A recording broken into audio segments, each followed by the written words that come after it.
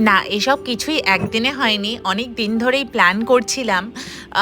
তো আস্তে, আস্তে সবকিছুই জোগাড় করেছি। কারণ দৃশাকে নিয়ে তো একদিনে এত কিছু করা সম্ভব হয় না। তো তাই আস্তে, আস্তে আগের থেকেই শুরু করেছিলাম প্রিপারেশন। কালকেই ফল-টল যা ছিল সবকিছু বাজার করে এনেছিলাম। আর রূপককে আজকে দিয়ে মিষ্টি আনিয়েছিলাম সকাল, সকাল।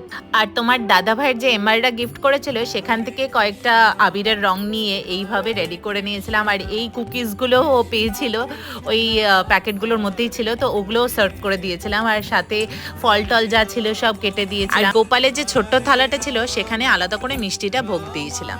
গোপালকে আজকে যেই ফুলগুলো নিবেদন করেছে সেগুলো সবই কিন্তু আমার ব্যালকনির ফুল। পিটুনিয়াগুলো পার্পল, মানে মোস্টলি পার্পল শেডেরই সব কটা ফুল ছিল। আমার ঘরে যা যা যাবতীয় জিনিস ছিল তা দিয়ে কিন্তু গোপালের আজ এই জায়গাটা সাজিয়েছিলাম আমি। গোপালের দুপাশে দুটো আর্টিফিশিয়াল ছোট ছোট প্লান্ট আর দুটো প্রদীপের স্ট্যান্ড, আর ওটাতে একটা ব্যাটারি অপারেটেড প্রদীপও রেখেছিলাম। বাকিটা নেক্সট ব্লগে।